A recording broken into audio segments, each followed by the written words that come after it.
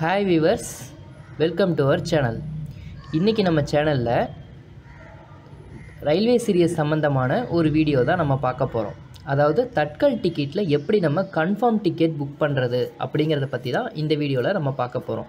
இந்த டாப்பிக்கை கேட்ட உடனே கண்டிப்பாக 100க்கு ஒரு 50 பேராவது புதுசாக என்ன சொல்லிட போகிற, மற்றவங்க சொல்லாதையா நீ சொல்லிட போகிற, எல்லாம் ஒரே இதை தானே சொல்ல போகிறீங்க அப்படின்னு சொல்லி நிறையா பேரை யோசிப்பீங்க. ஆனால் அப்படி கிடையாது. இந்த வீடியோவில் நீங்கள் பார்க்குற ஒவ்வொரு செகண்ட்லேயும் கண்டிப்பாக ஒவ்வொரு விஷயமும் உங்களுக்கு ஒரு நல்ல ஒரு டிப்ஸாக இருக்கும். இது என்னுடைய அனுபவப்பட்ட ஒரு டிப்ஸ். வேறு ஒரு வீடியோவை பார்த்துட்டு சும்மா ஜஸ்ட்டு சொல்கிற கான்செப்ட் கிடையாது. ப்ராக்டிக்கலாக ஒவ்வொரு விஷயத்தையும் உணர்ந்து சொன்ன ஒரு வீடியோ. ஸோ அதனால் ஃபுல்லாக பாருங்கள், ஸ்கிப் பண்ணாமல் பாருங்கள். மறக்காமல் நம்ம சேனலை சப்ஸ்கிரைப் பண்ணி பெல் பட்டன் ப்ரெஸ் பண்ணிக்கோங்க. இந்த வீடியோ பிடிச்சிருந்ததுன்னா லைக் பண்ணுங்கள், ஷேர் பண்ணுங்கள், கமெண்ட் பண்ணுங்கள்.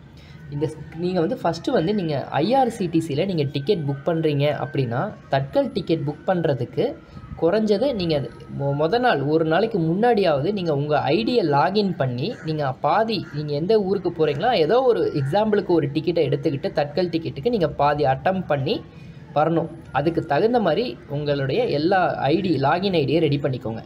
அடுத்தது நீங்கள் டிக்கெட் புக் பண்ணும்போது இன்னொரு ஐடியா என்னென்னா, நீங்கள் கண்டிப்பாக இந்த டிக்கெட் இன்றைக்கி போட்டே ஆகணும் அப்படிங்கிற கண்டிஷனுக்கு நீங்கள் உங்களுடைய நண்பர்கள் அப்படி இல்லாட்டி உங்களுடைய வீட்டில் இருக்கிறவங்க அப்படி இல்லாட்டி உங்கள் ஆஃபீஸில் இருக்கிறவங்கள பேரலாக நீங்கள் பண்ணுற அதே டிக்கெட்டை இன்னொருத்தரையும் பண்ண வைங்க.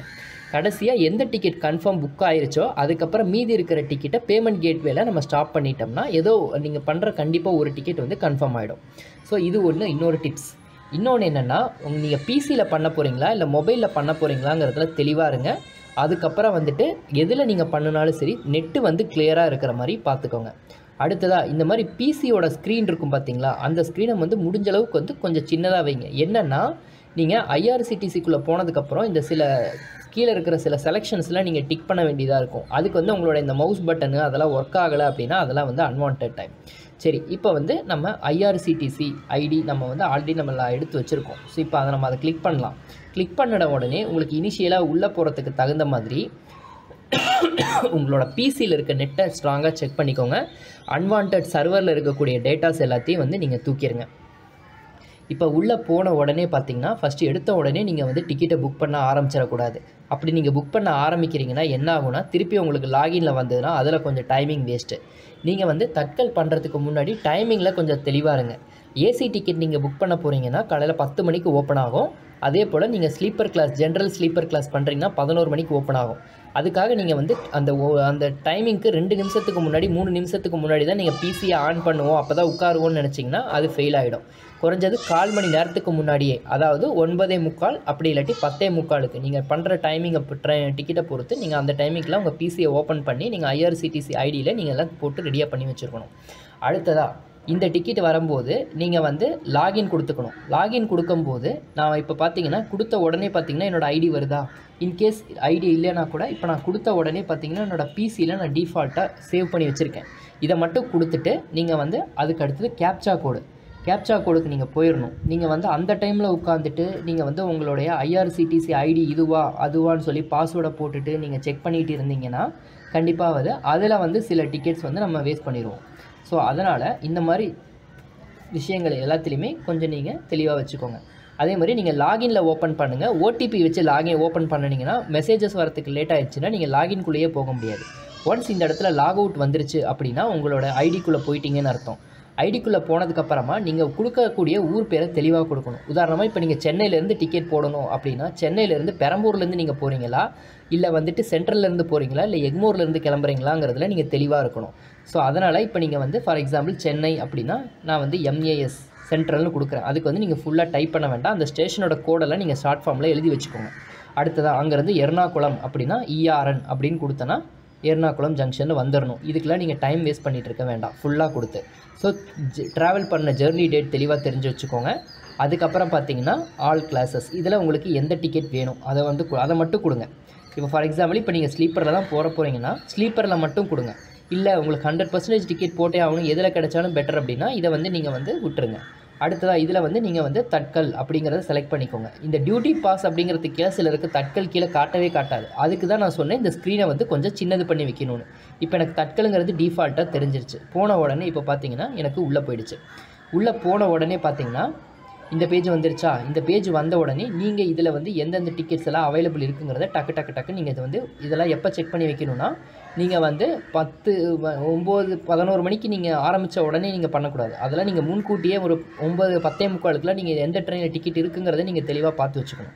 இப்போ இந்த ட்ரெயின் இருக்குது அப்படின்னா நீங்கள் இந்த டைமிங் ஓகேவாங்கிறதெல்லாம் பார்த்துட்டு நீங்கள் வந்து இந்த டிக்கெட்டை கிளிக் பண்ணிவிட்டு நீங்கள் வந்து புக் நவ் அப்படிங்கிறத கொடுக்கணும். கொடுத்துட்டு இதில் என்ன கேட்குன்னா, இது சிம்பிளாக என்ன கேட்குன்னா, இந்த ஸ்டேஷனில் நிற்காது, இந்த ஸ்டேஷனில் தான் நிற்கும், ஓகேவான்னு கேட்கும். நீங்கள் அது சிம்பிளாக அது டிஃபால்ட்டாக எஸ்ன்னு கொடுத்துருங்க. கொடுத்துட்டு நீங்கள் இதுக்கப்புறம் உள்ளே போனதுக்கப்புறமா இதை வந்து இந்த டைமிங் எல்லாம் காட்டி இதெல்லாம் நீங்கள் படிச்சுட்டு இருக்கணும்னு அவசியம் இல்லை. நீங்கள் வந்து எடுத்த உடனே இந்த இடத்துல வந்துட்டு பேசஞ்சர் நேமில் வந்து நீங்கள் வந்து நேம்லாம் அந்த இடத்துல டைப் பண்ணிகிட்டு இருக்கக்கூடாது. டிஃபால்ட்டாக வந்து உங்களுக்கு இந்த இடத்துல கிளிக் பண்ணால் வர மாதிரி செட் பண்ணி வைக்கணும். இதுக்கு பேர் வந்து மாஸ்டர் லிஸ்ட் அப்படின்னு சொல்லுவாங்க.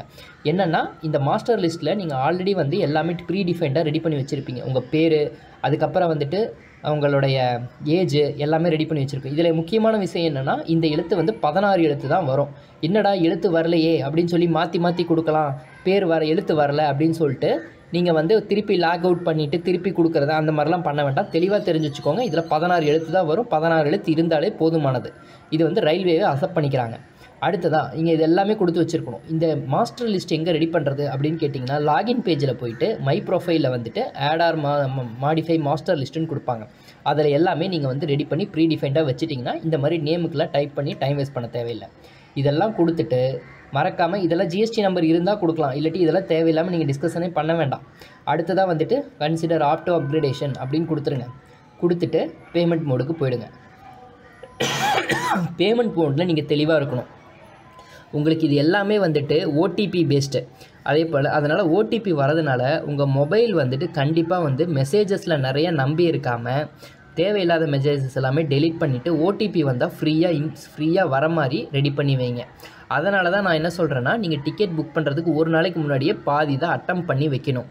அப்போ தான் வந்து உங்களுக்கு என்னென்ன இடத்துல பிரச்சனை வருதுங்கிறது தெரியும். ஒன்ஸ் ஓடிபி வந்து நீங்கள் பேமெண்ட் வந்து கார்டில் கொடுப்பீங்களா, அதே போல் இதில் நம்ம யூபிஐயில் கொடுப்பீங்களாங்கிறதுல தெளிவாக இருந்துக்கணும். யூபிஐனா நீங்கள் ஸ்கேன் பண்ணணும், அதுலேருந்து ரிசல்ட் எல்லாம் வரணும், உங்கள் கோடெல்லாம். அதே போல் யூபிஐயில் பண்ணுறீங்கன்னா உங்கள் யூபிஐயோட பாஸ்வேர்டு தெரிஞ்சு வச்சுக்கோங்க. கார்டு கையில் வச்சுட்டு உங்களுடைய இந்த நம்பர்லாம் தெரிஞ்சு வச்சுக்கிட்டு அதுக்கப்புறம் நீங்கள் கொடுத்தீங்கன்னா கண்டிப்பாக வந்து உங்களுடைய தட்கல் டிக்கெட் கண்டிப்பாக ஆகிடும். இதில் தெளிவாக நீங்கள் தெரிஞ்சு வச்சுக்க வேண்டியது, இந்த நேம் இடத்துல நிறைய பேர் தப்பு பண்ணுவாங்க. பெரிய பேராக கொடுக்கும்போது 16 எழுத்து வரலன்னு சொல்லி லாக் அவுட் பண்ணுவாங்க. அந்த இடத்துல நீங்கள் தப்பு பண்ண வேண்டாம், 16 எழுத்து தான் இதில் வரும். அதனால் இதில் தெளிவாக இருந்துக்கோங்க. ஒன்ஸ் இதெல்லாமே பண்ணிவிட்டு நீங்கள் டிக்கெட்டை புக் பண்ணிட்டீங்கனாலே உங்களுக்கு கன்ஃபார்ம் டிக்கெட் ஆகிடும். முக்கியமாக இன்னொன்று என்னென்னா, உங்கள் லாகின் ஐடி பாஸ்வேர்டை 6 மாதமாக நீங்கள் ஓப்பன் பண்ணாமல் வச்சுருந்தீங்கன்னா லாகின் டைமில் ஐஆர்சிடிசி லாகின் டைமில் வேலை செய்யாது. அதனால் குறைஞ்சது தட்கல் பண்ணுறதுக்கு ஒரு 2 நாளைக்கு முன்னாடியோ 3 நாளைக்கு முன்னாடியோவே நீங்கள் வந்து லாகின் ஐடி பாஸ்வேர்டை கிளியராக தெரிஞ்சு வச்சுக்கோங்க. ஸோ இது எல்லாம் பண்ணினீங்கன்னா உங்களுடைய தட்கல் டிக்கெட் கண்டிப்பாக கன்ஃபார்ம் ஆகிடும். ஸோ இதுதான் எனக்கு தெரிஞ்ச டிப்ஸ். கண்டிப்பாக யூஸ்ஃபுல்லாக இருக்கும்னு நம்புகிறேன். ஸோ இந்த வீடியோவை பார்த்ததுக்கு ரொம்ப நன்றி. இது போல் தகவல்களை நிறையா தெரிஞ்சுக்கிறதுக்கு நம்ம சேனலை சப்ஸ்கிரைப் பண்ணிக்கோங்க. மறக்காமல் இந்த மாஸ்டர் லிஸ்ட் ஆப்ஷனை கண்டிப்பாக செக் பண்ணி பாருங்கள். நன்றி, வணக்கம்.